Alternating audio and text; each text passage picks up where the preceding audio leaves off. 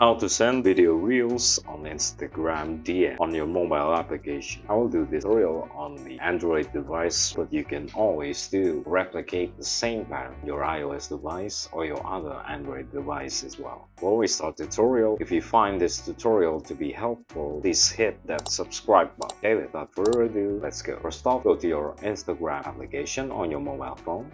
And then from there, just click the search next to the home icon on the bottom navigation. And then from the search menu or the search screen, choose whichever reels that you wanted to see or you wanted to share in this particular matter.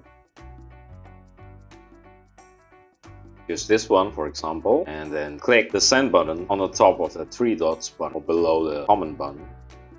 Choose send to whichever one that you wanted, whichever account that you wanted.